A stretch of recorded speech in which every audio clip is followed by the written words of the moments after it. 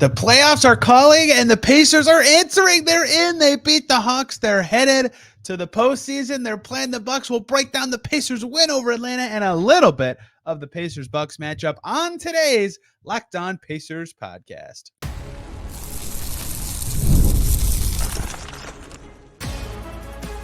You are Locked On Pacers, your daily Indiana Pacers podcast, part of the Locked On Podcast Network, your team every day. What up, y'all? Happy Monday and welcome into another edition of the Locked On Pacers podcast, where we, of course, talk about the Indiana Pacers. As always, my name's Tony East. I cover the team for Forbes and SI, and today we're talking about the playoffs. Pacers make it. They crush the Hawks on Sunday.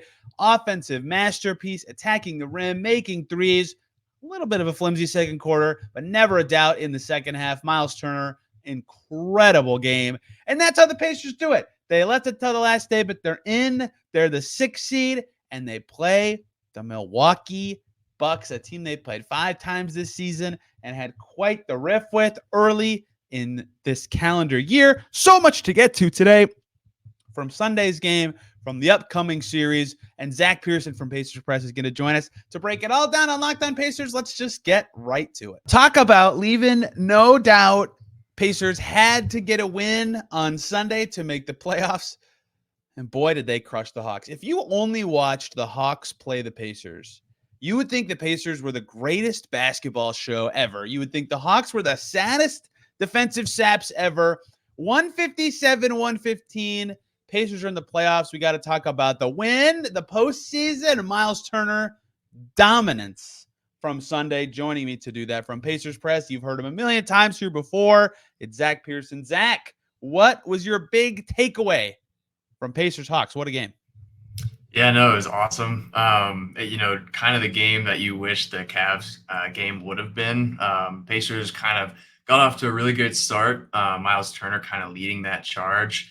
I think, obviously what stands out the most is just Myles Turner all around, but really the team played pretty well until they were able to, the Hawks eventually climbed back into the game and then, lost some momentum, but were able to grab back onto that and really never looked back since. So I think the biggest takeaway is just Myles Turner start to finish. I think if he doesn't get into foul trouble, then, that's maybe he has an even bigger game, early in the first quarter there, but really, really good game from him. Yeah, I didn't know where I wanted to go with my bridge from where the Pacers were a month ago till now. I could have done it through Myles and I could have done it through standings. You know what I'm going to do, Zach? I'm going to do it through both. This is what was fascinating to me about how the Pacers got to where they are, right? A little over a month ago, right? I believe it was, and I know this because I'm literally looking at it, March 7th, they lost that home game to Minnesota. Right. That was their 4th loss in 6 games, including Toronto and San Antonio. And New Orleans whooped their butts in there. And then Minnesota tore their hearts out. That loss put them in 8th place in the East. It was the only time they had that stretch where they were 500 at the end of December. They were in 8th. That was the only other time they were in 8th place in the East all season. And I thought, okay, this might be tough. Philly is games ahead of them, although we know Embiid's hurt. Miami is games ahead of them. Orlando is games ahead of them. They might be a play-in team. And that's kind of when Standings Watch really started for me doing this. So I wasn't sure they'd be able to get into the postseason. Since then, they have played 18 games, and they lost 6 of them. They went 12-6 to close the season. Embiid was out, and Philly stumbled. Miami just wasn't consistent enough. And so it actually says a lot about the Pacers to me that both times this season they were at a low point. When they were 14-14, and they were 500, they made a big offensive line or starting lineup change, and they were at their low point at 8th in March. They got their stuff together, right? That's not a young team thing to do. That's a grown-up, mature thing to do, and they did it twice this season, including this last month when they absolutely had to do it to make it. They made it today because they won. They needed every single win they got this season to make it. I think that says a lot about the maturity of this team. The other thing is, and this is what I asked Myles Turner about, and we'll talk about his game specifically later.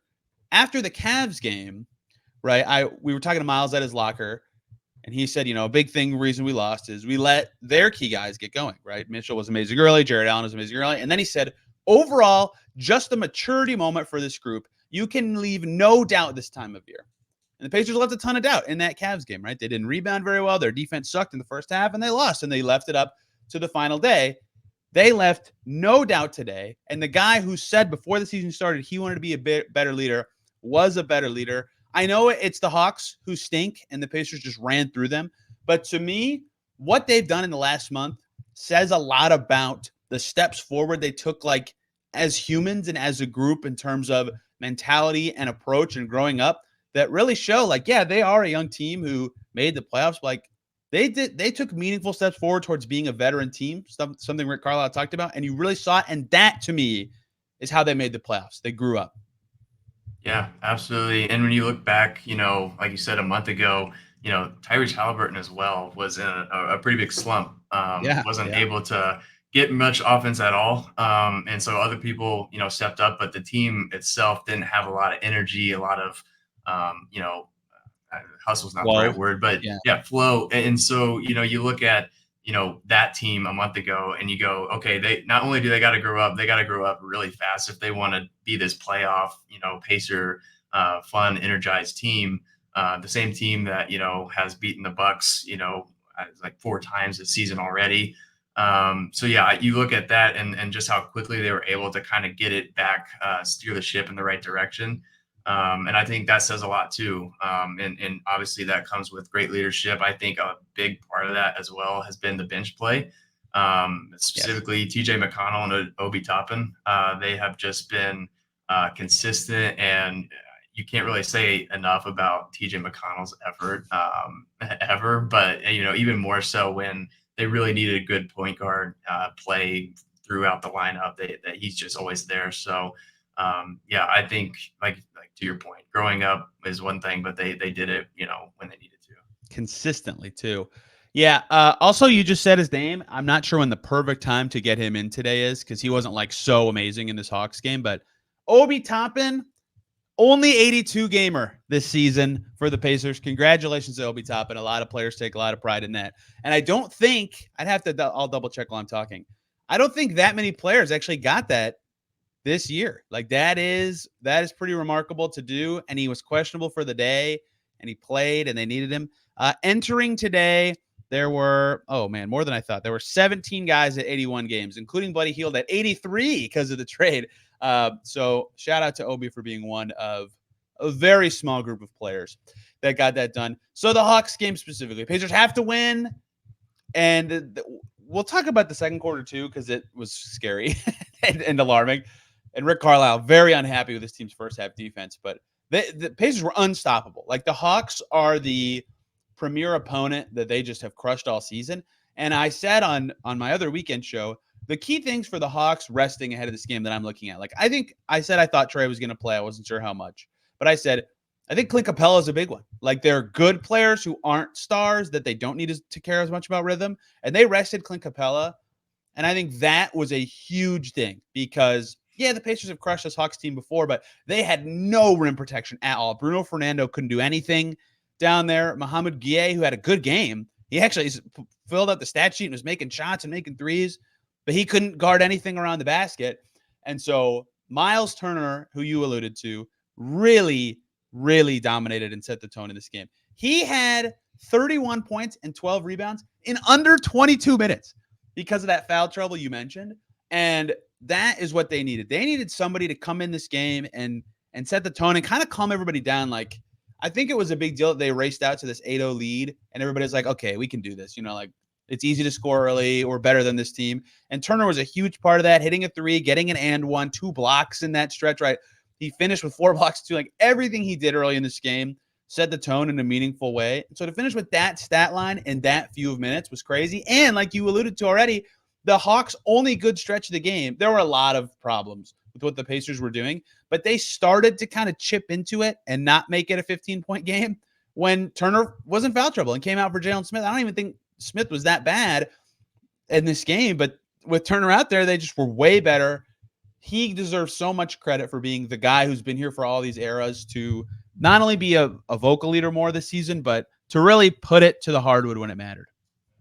Yeah, and I think it does say a lot, too, for like the confidence overall of the team, like going into the playoffs on a win like that. But also for Myles, like sure he didn't play Clint Capella, and it is what it is with certain matchups, but just for him to be able to go out there and perform the way he did, I think going into the playoffs is going to help substantially, just with prior playoff experience. People question his aggressiveness. Obviously he was a younger player, a different player, and the team hasn't been in the playoffs for a while. And this team that is going to be playing is much different than the last one that he played around. So I think it's built to fit him a lot better. And I don't think you can be upset with a more confident Myles Turner going into the playoffs. The last time the Pacers made the playoffs, Myles Turner was 23 when the season started. I don't think people realize, like, that makes it sound so long ago. And it is that long. I guess he was 24 when the playoffs happened. But he was 23. No, he might have been 23 during the playoffs. Like, that's how long ago it was. And he's grown up a ton since then. And this game was emblematic of it, right? Like, he used to be this spacer, and at the time he was playing next to Sabonis, and he's just an awesome defender. But in this game, the defense came with all that little stuff. He's gotten way better at rolling the basket, finishing in traffic, like all sorts of just everything. It's hard to sell short what he did because he was almost perfect. I mean, 13 for 17 is ridiculous. 31 points in 20. It was only his second 30-point game of the season at like the biggest possible time for the Pacers. They needed somebody to step up, and it was him. And the other thing that's emblematic of like the Hawks just having nothing defensively for a lot of this game, and to the Pacers' credit, punishing whatever they were doing. Hey guys, break here so we can talk about two wonderful groups of people. First up, the good folks over at Game Time. Game Time, now an authorized ticket marketplace of Major League Baseball, which makes getting tickets even faster and easier. Prices on the Game Time app actually go down the closer it gets to the first pitch, with killer last-minute deals, all-in prices, views to your receipt, and their lowest price guarantee. Game Time takes the guesswork out of buying MLB tickets and tickets to other events. How should I know? I used it. I went to the New York Liberty versus Dallas Wings game last summer. I used Game Time to get the tickets, and it was awesome. You can see exactly what your view from your seat's going to be right in the app. There's no hidden fees, so the price you see right there, that's what you pay. You know you're getting the cheapest price because their best price guarantee. You find a ticket in the same section row for less elsewhere, they'll credit you the difference. There is no guesswork. You know what you're getting. You know exactly what you're going to see, and you can feel good about it the entire time. Take the guesswork out of buying tickets with Game Time. Download the Game Time app, create an account, and use the code LOCKDOWNNBA for $20 off your first purchase. Terms apply. Again, create an account, and you redeem the code LOCKEDONNBA for $20 off at Game Time. Download the Game Time app today. Last-minute tickets, lowest price guaranteed. Let's also talk about Monopoly Go. I have been told all the time I'm a competitive person in everything, gaming, my life, even in school growing up. And yeah, if you, like me, have a competitive side, I think we all do. Well, my competitive side is a big fan of Monopoly Go. I am sure you've heard of it. It has been downloaded over 150 million times. It's a great twist on Monopoly where you play on not one, but hundreds of Monopoly boards at the same time in crazy locations, building up amazing cities that bring you money. And the best part is messing with your friends. You can charge them rent on your iconic properties, just like classic Monopoly. Plus, you can also rob their vaults of riches for yourself, and the leaderboards show you who the biggest Monopoly tycoon is. But it's not just my competitive side that loves it. You can team up with friends and people all around the world in timed tournaments to earn huge rewards. So get in the game and join your friends. Download Monopoly Go, now free on the App Store or Google Play.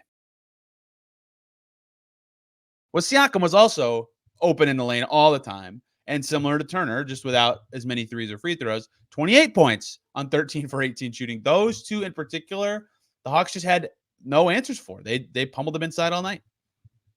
Yeah, absolutely. And I don't know if there's like what the number is on like the second chance points, but I know being able to rebound was a much better a much better thing that we did tonight versus against the Cavs. It was 20 almost to 12 in favor of the Pacers. Yeah, so and that's pretty big too. And I think like that just goes back into the confidence that the team's going to have to, just with it getting that flow down. I mean, you're playing a Bucks team, and I don't know what the status is for Giannis going into the playoffs, but it's just overall much better to go in doing things right than not. So 100%. We will definitely get to the Bucks. Not too much today because I'm probably gonna have like a million episodes in a row talking a little bit about the Bucks, including with Bucks people. We'll talk a little bit about it. But that is what the difference was in the game. Was Myles Turner and Siakam were legitimately unguardable by the Hawks. Like there was nothing they could do. And so even in that second quarter stretch, the Hawks made this comeback. It took them like 7 minutes. They went from down 16 to tie the game at 62. And then it was 64-64. And there's this late second quarter stretch where from that 64-64 on, for the last 4 minutes and 20 seconds of the first half, the Pacers scored almost 20 points. Let me read them in order from backwards to the start. Siakam and one, Turner finger roll layup, Haliburton dunk, Turner and one, Siakam running layup, Turner tip slam, Haliburton finger roll layup, Siakam driving layup. Like they were everywhere. It was the front court guys and the stars, and they needed that to separate themselves again. And then in the second half, they had that moment with the coaching staff where it was like, yo, guys, this was embarrassing. We've got to defend better. That was unacceptable. And they did. They were much better defensively in the second half. They were so good. They scored 49 points in the first quarter. Like that separated them. But the Hawks scored 72 themselves in the first half and only 43 in the second half. That wake-up call defensively is what really changed the game. And they didn't slow down on offense at all. When doing so, that's what the separator was. And I think that run late in the second quarter where those two front court guys would just catch, turn, drop it in the basket, that really turned the game. Yeah, absolutely. And I think, Atlanta had cut the game to 1 or maybe even tied it. At one point. So, the urgency was at an all-time high. Biggest game of the season. And it just had to have something happen. And you're thinking maybe it's going to be another Cavs type of night. Where the game's going to be close the whole way, and those are like the worst games that the Pacers are always in. But the big three, that just, like you just said, they absolutely took over. And once the Pacers got that momentum back, they never gave it back to the Hawks. So stealing a term from Locked On Heat, good luck in the play-in to our Heat brethren here on the Locked On Podcast Network. Credit cookies. I basically could mention everybody, right? Neesmith didn't miss a shot. Great game. Nembhard only missed 1 shot and had 10 points and 5 assists, plus 31 for Andrew Nembhard, who had the Trae Young assignment. Fantastic game. Trae Young, who I thought could be the reason the Pacers struggle in this game, 4 for 9, 12 points, 12 assists, minus 35, 8 turnovers. The Pacers are pretty good against Trae Young and the Hawks this season, Zach. Haliburton, 12 points, 13 assists, 3 steals. Fantastic game. Jalen Smith didn't miss a shot. McConnell had 17 and 8. Doug McDermott, 15 points. A lot of them came in the fourth quarter, but he kind of came alive. Like everybody was filling a role in this game. And that's what it took, right? And I always, I know it's so easy to talk about nerves and tension and all that kind of stuff. It's so easy for me to think like Ben Shepherd could just be a 0 in this game. And I'm like, yeah, it's a rookie playing his, one of the biggest games he's ever played. Or like any young guy, right? Jarris was even okay when he got out there for over 10 minutes in this game. Any young guy, even Tyrese Haliburton's barely, like this is his first playoff appearance. They were all ready. Like no one sucked. No one was out of rhythm. No one wasn't ready. And that goes back to what I started with. Like you got to be ready for a moment like this. And the Pacers were. Yeah, absolutely. And their chemistry has just been like, you can kind of see it grow over the season, but especially for the young players like Ben Shepherd, I think his confidence has grown so much. And Agreed. Like defensively, he's been great. I think, his shot doesn't always fall, but like he's got the shooter's mentality where if he's open, he will take it. Like it's not like he's passing up good looks. And I think, the chemistry of this team is really where they can kind of separate themselves. Like, they're not like the biggest names, but when you have a team that can mesh as well as they have, I think it's easier to kind of put together flow, especially in response to a game like the Cleveland game where you think, okay, we got to have this one as well. But they responded the right way. And I think this game is a statement. They love scoring 150 against Atlanta. So 3 they times. had to check that box. That's I know, crazy. So they had to get 150 one last time versus the Hawks. They just owned the Hawks this year. Like I got to put an L on my forehead for this one. Like I said, when my very first time doing standings watch on this podcast, I said, I think the Pacers probably like the Nets to make the play-in instead of the Hawks. Just a lower variance team. You don't want to play Trae Young in one game. They just kick the Hawks' butt like every time. Maybe they'd be totally fine with that in a best of one. Well, they were on Sunday. All right. So other games mattered to the Pacers, right? A win and they were in anyway, so they weren't like so scared of the rest, obviously, because they won. I thought the East today was very interesting. And this all will get back to the Pacers in the first round in a second, but I want to opine on some of the stuff. So the Pacers cared about the Cavs game. They could have ended up playing the Cavs. In fact, I believe had the Cavs won, it would be Pacers-Cavs round 1 this coming week. The Cavs did not try, which very much surprised me. They got away with it. They will not play Philly in the first round. That was most likely their intention. Cavs lost to the Hornets, which was a stunning choice to me, but again, they got away with it. So that meant the Pacers cared about the Bucks Magic game, the Knicks Bulls game, and of course the Sixers. And the Sixers did not play Embiid. They thought they could beat the Nets without their guys, and they might have actually needed to get Embiid healthy. They won, so the Pacers did have to win to avoid the play-in. And the Magic steamrolled the Bucks. So the Pacers, not only did they have to win, they would have either gone to New York or, just been looking at different first-round matchups than everybody thought. Well, the Knicks pull it out in overtime over the Bulls. The Pacers players watching it in the back before doing post-game media so they can learn their first-round opponent. If the Bulls won that game, DeRozan had like a 5-footer for the win very late in overtime, and it rolled out. It would be Pacers-Knicks right now in round 1. Instead, the Knicks win. The Knicks get the 2 seed. And so it's Bucks, Pacers in round 1. Sixers in the play-in, Heat in the play-in. Heat tried and beat the Raptors, but crazy day for the Pacers between the Cavs unexpectedly not going for it. That surprised me. They would have won the division and had the 3 seed with a win. Like that seems like a better path to me, but I guess I get it. So interesting day. That's how it ended up with the Pacers in 6 and the Bucks in 3. Which means the I-65 series is what we will be seeing in the first round for the Pacers. Do you have any thoughts on what went on around the East, or should we just dive into the Bucks for a little bit? No, I'm good. Let's go for Milwaukee. One more break here, guys, so we can talk about Prize Picks, America's #1 fantasy sports app with more than 3 million members. It is so easy to play Prize Picks. You just pick more than or less than on 2 or more player stats and watch your winnings roll in. March is over, but the biggest moments in the NBA are rocking now in April. Playoffs are coming, and you can be a part of the action on Prize Picks. Get in on the playoff action. Win up to 100 times your money as the best players take the game to a new level during the postseason. You can now win up to 100 times your money on Prize Picks. With little as 4 correct picks, you can turn $10 into $1,000 with basketball, hockey, and college basketball entries today on Prize Picks, America's #1 daily fantasy sports app. How do you play on Prize Picks? It's really simple. You can do it in a minute or less, and you just pick players and stats. Steph Curry, more than or less than 29 points. Anthony Davis, more than or less than 2 blocks in the game. It's that simple for 2 to 6 player stat projections every single night. Check it out yourself. Download the app today. Use the code LOCKEDONNBA for a first deposit match up to $100. Again, that is prizepicks.com. Download the app and use the code LOCKEDONNBA for a first deposit match up to $100 at Prize Picks. Pick more, pick less. It's that easy. So Pacers, Bucks, first round. I got to say, as a writer, there's too many story angles to count for this one. They played each other 5 times this season. That's already more than ever in an NBA season. Pacers won 4 of them. They had, obviously, game ball gate. I don't want to make too much of that, but it's going to be something that's talked about. I mean, Malik Beasley talked about seeing the Pacers in the playoffs in January after that happened. Pacers kicked their butt, and yet all the games were done by January 5th. So that was pre-Siakam trade. That was pre-Adrian Griffin getting fired. That was pre-Patrick Beverley trade. Buddy Hield played in all those games.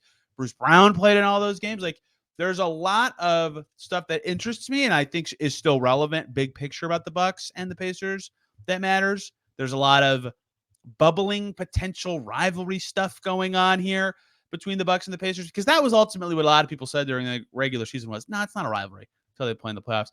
There's a lot of fun. Haliburton is from Wisconsin, and this is his first ever playoff series kind of stuff here. It's really quite poetic in a lot of ways. And let me be clear, I'm making too much of a lot of stuff here, but it will be fun, and a lot of this stuff will at least get brought up over the next 2.5, 3 weeks, whatever. Pacers are in. Rick Carlisle made it very clear they're not just happy to be in. They want a lot more than that. What are your big picture thoughts on this matchup, Zach, before we dive in a little further? Yeah, I mean, I think if you got to play somebody, I like playing the Bucks. Especially with our experience this season. And yeah, I mean, Milwaukee's a pretty good team. They have some health issues as well. So I think, Yeah. it's going to be interesting to look at when you dive in. It is. So here, yeah, the starting question for a lot of Pacers Bucks conversation. Like I can dive into all these things that I want to talk about right now, and I will. But it's going to be, is Giannis going to miss any of the games? Is Giannis not going to play in any part of this series? Because that significantly changes the odds you'd give the Pacers to win the series. And they beat Giannis several times this season, right? For the first time basically ever, right? They hadn't beaten him since Thad Young was on the Pacers before the season, something I brought up way too much. And then I said I can never bring this up again because the Pacers beat him so much and beat that team so much.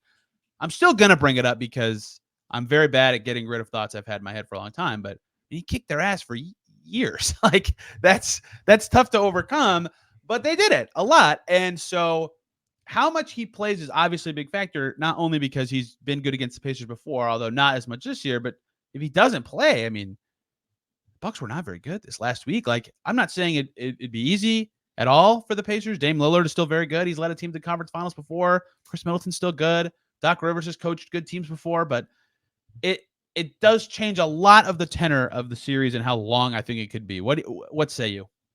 Yeah, I think, also if Giannis is out there, is he 100% is another Yes. factor. So Right. that's maybe I'm not going to say Giannis playing 50% is a bad thing for the Bucks. I mean, it's still Giannis, but that's a calf strain is no joke, and they do linger from a football perspective. Watching the Bengals and Joe Burrow this season, Yeah. they linger for for him anyway a couple months. So I think Milwaukee is a good matchup for the Pacers and one that they've liked this season. Obviously, they've won the majority of those contests. So yeah, I think the biggest thing for me is if Giannis is going to play, and if he is out there on the floor, is he going to be 100%, and how does that kind of impact what Milwaukee's able to do? And the Pacers, I don't think they played Giannis when he wasn't healthy before. So, did they have to guard different and matchups and stuff like that? But yeah, it's going to be interesting. And I definitely think that's going to be a major factor going into the series. What I think a lot of people will rightly point to on the Bucks side, and I will talk about this a lot, is in 2022 when Luka had that calf strain before the Mavs playoffs, and he missed their first two games in that series against the Jazz, and Dallas was at home, so very similar to this Milwaukee pathway. And Jalen Brunson went supernova in game 2 with 41 points, and they won, and they knotted up that series with the Jazz 1-1. And then Luka came back, and they just flattened the Jazz in 6 games, right? Like, it just because the star is out and has the same injury, like, does not guarantee anything. And when Luka came back that postseason, the Mavs were awesome. They ended up beating the Suns and making the conference finals. So this means nothing to Barry the Bucks at all, right? They have other talented players like Dame on their team, right? It's the length of absence and how much it impacts Giannis going forward, which you were right to mention, matters just as much. So this doesn't mean anything, even if he's going to miss 2 games for what the Pacers' fate could be. And that Mavs Jazz series was very recent. So yeah, well, I'll be fast. And we've seen Giannis I can't remember. I remember it was the Hawks series they played in the conference semis a few years ago where he got hurt and then came back later in the series. He bent his knee so bad the wrong way. It was the year the Bucks won the title, and then he played the next game and was amazing. He heals really fast. So, I think that the Giannis factor is the factor. He's been there, done that in the playoffs, and the Bucks stunk it up last year in the first round. But that alone is tough. So here's what's interesting about this matchup to me, and this is something I talked about a lot this season. Part of why I think the Pacers were so good against the Bucks this year is their perimeter defense stunk a lot this season, right? Dame, not very good on that end of the floor. Malik Beasley, not very good on the perimeter on that end of the floor. Chris Middleton is okay, but has lost a step. Pat Connaughton's not as good anymore, and that kind of stuff. And they had Campaign for all the Pacers games. He is not a good defender. He's now gone.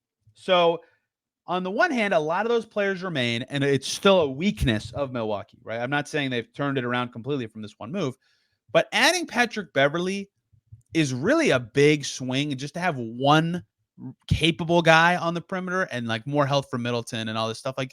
That thing that really helped the Pacers, McConnell was great against the Bucks. Mathurin, who's not going to be playing in the series, obviously, was fantastic against the Bucks this season a lot. Haliburton had great games against a lot of teams, but did so against the Bucks. Like, their perimeter defense stunk, and it's not going to be that bad again.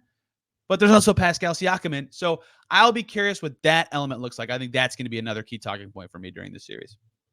Yeah, absolutely. And just like you said, Pascal Siakam being an addition, I don't believe they played with Siakam yet. So that's a whole other thing for Milwaukee. And I think that's, when you talk about earlier, the chemistry the team's got, especially those three players, Haliburton, Siakam, and Turner.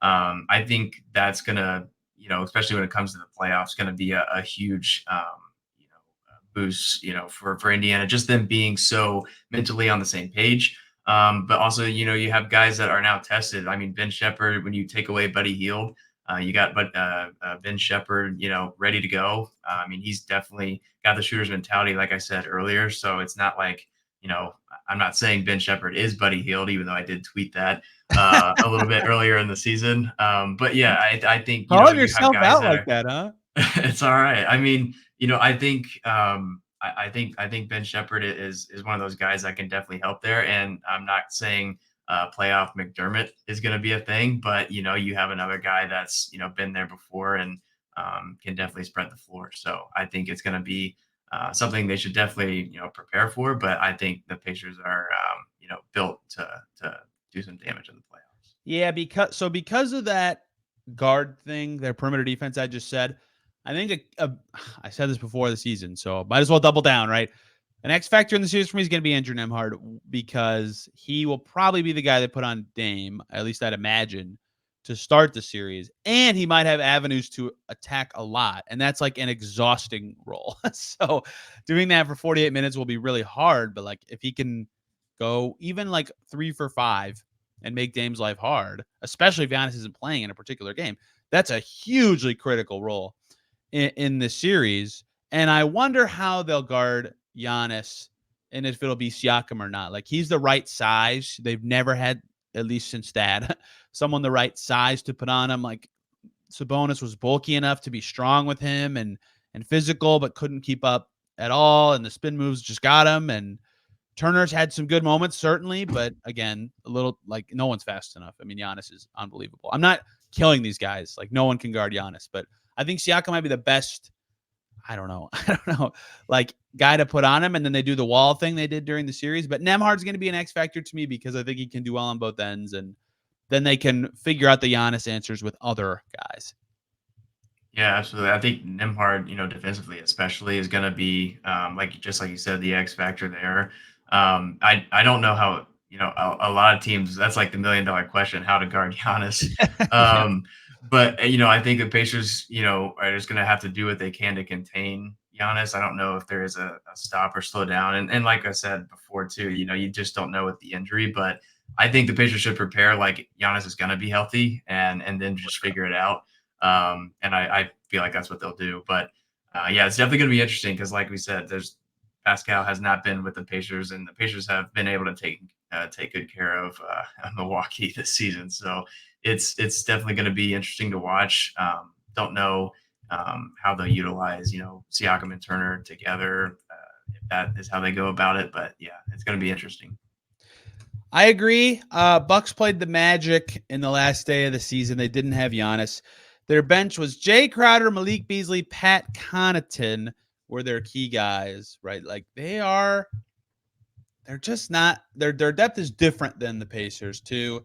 And you don't want to rely on depth in the postseason as any NBA team, right? You want your best players to be the ones. So I am curious how that shakes out for the Pacers, who have been one of the best bench teams in the league. How does that factor in a series like this? Can those guys who were so good and at starter level at times for most of them this season, like you mentioned Ben Shepherd, how much is he actually playing in the series, right? Maybe McConnell's just so massive against this Bucks second unit that he's vital, right? There's a lot of guys who could step up into that roles, but that's kind of the last thing that's not necessarily Bucks specific, but it kind of is because their bench is a little bigger and older, is what can the zippy Pacers bench look like against them? Because could that be a way to steal some points on the scoreboard with Giannis out or with Dame out or with the stars out for the Pacers? There's no way they're going a 5-man bench group in the playoffs, but I'll be curious what that looks like too. There's a lot of big storylines and a lot of key X's and O's moments, but that's the last one I want to talk about right now. Yeah, absolutely. It's going to be fun. I hope the Pacers can get out, can run, and give us some cool playoff moments. It's going to be exciting. The Pacers are back in the playoffs. They're back. It's going to be super fun to follow along. I'm definitely excited to see what happens after Milwaukee. I'm excited to cover a playoff game in Gamebridge for the first time since the Tyreek Evans Pacers were battling the Celtics in the first round in 2019. That will be very fun. Pacers earned it with a good season. 10-win improvements, 2 years, 10-plus win improvements, 2 years in a row, and they're in. No play-in. That's so big. Caitlin Clark week is now descending upon Indianapolis. Zach, will you have a lasting memory of this season before we get you out of here? I don't know. I think, one of the coolest parts, I saw this on Twitter earlier today, winner of Pacers Bucks gets the game ball. So that'd be an all-timer. No, but I mean, it's been a fun season. Winning almost 50 games is incredible. And hopefully we get to win a couple more. Yeah, they only, in my time covering the team, have had a win percentage of a 50-win team that COVID year. So it should be fun to cover this postseason. A lot of fans will be happy that they're in the non-Boston bracket with the not – we'll see what odds I give them in the first round, but not impossible first-round series. My lasting memory of the season, of the regular season, will be the first 2 months of Tyrese Haliburton just being a basketball deity, one of the best 3, 5, whatever, 2 players in the NBA for 2 months. It was an absolute joy to watch. And now he gets his first postseason, and he gets time to heal before it because they're not in the play-in tournament. Very significant for the Pacers to win and avoid that today. Well, lots of coverage coming this week here on Locked On Pacers. We'll have some Bucks people on. We'll do a crossover with Locked On Bucks. We'll talk with some Pacers people about the series and the keys to the series. I might do one more show with just like a best of regular season fun stuff thing. And then right in we go to playoff mode. Zach, thank you for the time. Where can people find you and your work covering the Indiana Pacers? Yeah, absolutely. Check out pacerpress.com, ZA Pearson NBA on Twitter. Come check me out. We'll be talking Pacers.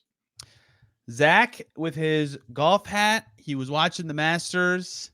I did not watch enough Masters, but the Pacers were they were good. They were under par. I know it's golf terms, but I was trying to equate being 6th in the East to a certain level of par. And now it's postseason time. They made the cut. There we go. That was a good one. Looking forward to it. Lots of fun stuff coming here this week on Locked On Pacers. Till then, everybody, have a wonderful day.